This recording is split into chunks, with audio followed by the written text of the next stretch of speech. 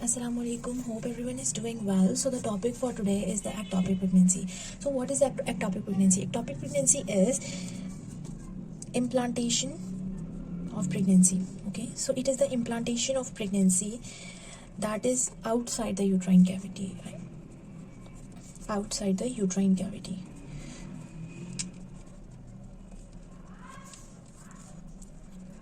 So यानी कि जो यूट्रस की जो हमारा यूट्रस है उसके अंदर नहीं ये इम्प्लांट होगी, ये यूट्रस से बाहर इम्प्लांट हो जाएगी। और मोस्ट कॉमन जो लोकेशन है हमारे पास, मोस्ट कॉमन लोकेशन वो है फेलोपियन ट्यूब्स। कौन सी है? Fallopian tubes.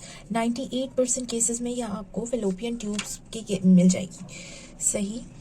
सो ये बात याद रखने की है। बाकी इसके अलावा जो और कुछ भी लोकेशंस हो सकती हैं, जो और कोई लोकेशंस हो सकती हैं, that could be the intra abdominal, like ovary से निकलते हुए फिम्बरी ने पिक नहीं किया और वो ऐसी एब्डोमिन में चला गया तो वहाँ पर उसने ग्रो कर दिया।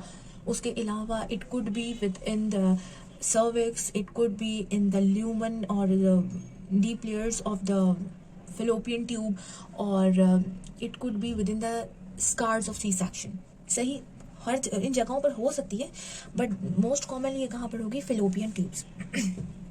सो अब हमारे पास इसकी इंसिडेंस कितनी है? इंसिडेंस हमारे पास इसकी आती है 1 in 80। 1 in 80 प्रेगनेंसीज जो होती हैं वो एक्टोपिक प्रेगनेंसीज होती हैं।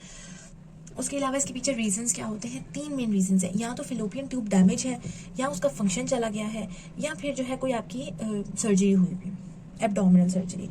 तो पेशेंट ने आपको हुआ ये कि 3 रीजंस बने ना। एक हो गया स्ट्रक्चरल डिफेक्ट। सही, फेलोपियन ट्यूब का स्ट्रक्चरल डिफेक्ट है। सो स्ट्रक्चरल डिफेक्ट में क्या हो सकता है? कोई भी इन्फेक्शन हो गया है, कोई भी इन्फेक्शन हो गया है जिसकी वजह से जो कि आपके फेलोपियन ट्यूब को डैमेज कर रहा है, या फिर फंक्शनल डिफेक्ट। एक था स्ट्रक्चरल डिफेक्ट, दूसरा हो गया फंक्शनल डिफेक्ट। फंक्शनल डिफेक्ट में क्या होगा कि जो आपकी फेलोपियन ट्यूब का फंक्शन था वो ड्यू टू स्मोकिंग और मैटरनल एज, इन 2 रीजंस की वजह से ये इसका फंक्शन डिफेक्टिव हो गया, तो उसकी वजह से वो वहीं इम्प्लांट हो गया। या तीसरा रीजन हो सकता है या तो there is the abdominal surgery और IVF और सब फर्टिलिटी का कोई और ट्रीटमेंट हुआ है। तो ये 3 रीजंस हैं मेनली इसके पीछे एक्टोपिक प्रेगनेंसी के। इसमें एक और चीज़ याद रखने की है कि what is the heterotopic pregnancy. Heterotopic pregnancy क्या होगी कि होगी मल्टीपल प्रेगनेंसीज, बट एक जो होगी वो इम्प्लांट हो जाएगी विद इन द कैविटी और एक इम्प्लांट हो जाएगी with in the fallopian tube. एक की लोकेशन एक्टोपिक होगी, एक की नॉर्मल होगी। अब इसकी प्रेजेंटेशन कैसे? सो द पेशेंट कैसे प्रेजेंट करेगा आपका? Patient presents with unilateral abdominal pain. उसको एक साइड पर पेन हो रहा होगा। सही है, यूनिलैटरल एब्डोमिनल पेन। उसने ये तो कंप्लेन कर दी, साथ में वो आपको ये भी बताएगा कि देयर इज अ ब्लीडिंग। ये 2 चीज़ें ऐसी हैं कि जो आपको ये टॉपिक की तरफ लेके जा सकती हैं। सही, मोस्ट ऑफ द पेशेंट्स इसी केस में आ जाते हैं, बट बहुत रेयर होता है कि अगर कोई भी पेशेंट आपके पास ना बहुत इमरजेंसी केस में आए और जो है क्योंकि वो एक्टोपिक प्रेगनेंसी रप्चर हो गई है, उसकी वजह से पेरिटोनियम के अंदर ब्लड आ गया है और वो जो ब्लड है वो डायफ्रामेटिक इरिटेशन करा रहा है और शोल्डर टिप का पेन करवा रहा है, लेकिन ये ज़रा कम होता है। अच्छा, अब इस केस में देखो यूनिलैटरल एब्डोमिनल पेन तो होगा, ब्लीडिंग भी और भी सारी चीज़ों में होगा, पर इसमें क्या चीज़ होगी? प्रेगनेंसी टेस्ट जो होगा वो पॉजिटिव होगा।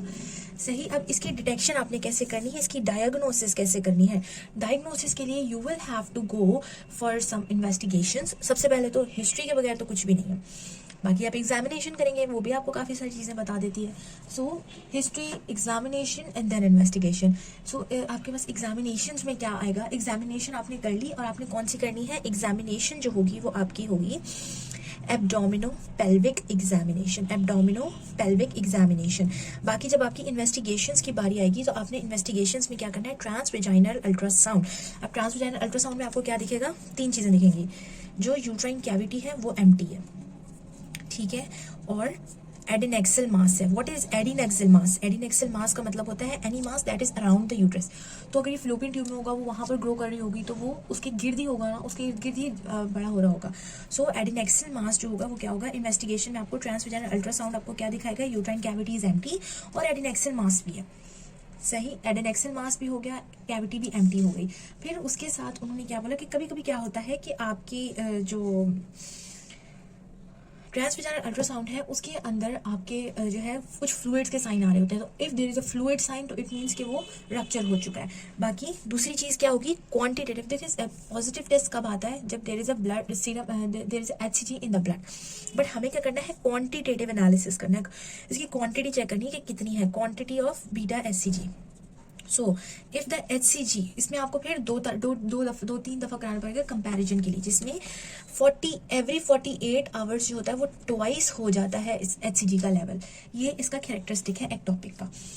सही, उसके अलावा बाकी आपने क्या करना है कि वो कुछ सब हीमोग्लोबिन चेक कराने के, अगर कुछ ज़्यादा ब्लीडिंग हो जाए कुछ मैच करके रखना है, वो ये सारी चीज़ें उसमें। बाकी अब आ जाता है इसका मैनेजमेंट। मैनेजमेंट ईजीएस्ट वे में, बहुत छोटी सी। सबसे पहले क्या है, कंजर्वेटिव ट्रीटमेंट एक होता है हमारे पास, एक होता है मेडिकल ट्रीटमेंट और एक होता है सर्जिकल ट्रीटमेंट। सही, conservative treatment, if the patient is hemodynamically stable, उसको कोई signs and symptoms hemodynamically instability के नहीं आ रहे, आपने उसको कंजर्वेटिवली ट्रीट करना है, क्योंकि ये आप सिर्फ अभी एजम्पशंस पर चल रहे हैं। सही, पर आपने साथ साथ क्या करना है, बीटा HCG के जो लेवल्स हैं उसको चेक करते रहना है। उसको आप चेक करते रहेंगे तो उससे ये फायदा होगा, और उसको आप करते रहेंगे जब तक कि वो डिटेक्ट होना बंद ना हो जाए। सही, ये हो गया कंजर्वेटिव ट्रीटमेंट। मेडिकल ट्रीटमेंट क्या है कि इफ पेशेंट जो है वो उसको सिम्टम्स, क्योंकि कंजर्वेटिव हम तब करते हैं जब कोई सिम्टम ना हो। अब मेडिकल में क्या कब हम करते हैं, जब कोई सिम्टम हो, जैसे कोई सिम्टम आ रहा है या कोई प्रॉब्लम आ रहा है या कुछ और भी रीजंस हो या पेशेंट। अब मेडिकल ट्रीटमेंट में हमारे पास एक ही चीज़ आती है, that is the intramuscular methotrexate. पर इसके लिए इसकी भी इंडिकेशंस है और कॉन्ट्राइंडिकेशंस है, हर चीज़ की होती है। सो मेथोट्रेक्सेट की जो इंडिकेशंस है वो हमारे पास 3 इंडिकेशंस है। एक, मिनिमल सिम्टम्स हो। सही, उसके अलावा जो 2 इंडिकेशंस हैं वो कौन सी हैं, एक पहली क्या थी, मिनिमल सिम्टम। दूसरी हमारे पास जो इसका रीज़न है वो है हमारे पास सीरम HCG जो है वो 3000 IU पर लीटर से अंडर हो, लेस देन हो। सही, और तीसरी चीज़ हमारे पास क्या है कि जो मास है वो लेस देन 40 mm हो, तो आपने जो है मेथोट्रेक्सेट IV दे देना है। बाकी उसके अलावा इसके कॉन्ट्रा इंडिकेशंस क्या है कि if the lady has any chorionic liver disease, chorionic renal disease, chorionic haematological disorder, या पेशेंट को जो है कोई इम्यूनो कॉम्प्रोमाइज्ड है पेशेंट, तो इन सब चीज़ों में भी ये कॉन्ट्रा इंडिकेटेड हो जाता है। बाकी आपने पेशेंट को साथ में आपने पेशेंट को गाइड करना है कि ट्रीटमेंट के 3 months तक there is a stop to her conception, उसको कंसीव नहीं करना, क्योंकि मेथोट्रेक्सेट इज अ टेराटोजन। बाकी आपने जब ये सब ट्रीटमेंट कर लिया तो आपने 4, 7 and 11th डे पर आपने HCG के लेवल्स चेक करने हैं, और फिर एवरी वीक करने हैं। उसके बाद एवरी वीक टिल वो अनडिटेक्टेबल हो जाए, बाकी सर्जिकल ट्रीटमेंट में हमारे पास क्या है, 3 ट्रीटमेंट्स आते हैं। एक होती है लिपेरोटोमी, ये उनके लिए है जो कि कंप्लीटली जिनको आप कुछ नहीं कर सकते हैं, जो कॉम्प्रोमाइज है, कोई भी टॉलरेट नहीं कर पा रहे। बाकी हमारे पास सेल्फिंगोटोमी एंड सेल्फिंगैक्टोमी हो सकता है। सेल्फिंगोटोमी क्या है कि आपने जो एक्टोपिक प्रेगनेंसी का कंटेंट है उसको आपने सिर्फ निकाल लिया, बट उसमें रिकरेंस के चांसेस होते हैं, तो ये तब हम करेंगे सेल्फिंगोटोमी जब कॉन्ट्रालैटरल ट्यूब जो है वो काम नहीं कर रही, एब्सेंट है या डिजीज्ड है या कुछ मसला है। But if contralateral tube is normal तो आप फिर एक ट्यूब जो अफेक्टेड ट्यूब है उस पूरे को निकाल देंगे, दैट इज द सेल्फिंगैक्टोमी। गैक्टोमी मतलब कट अप करना, निकाल देना, तो वो क्या करेंगे, सेल्फिंगैक्टोमी। So this was the ectopic pregnancy. If you have any query, please ask. Thank you.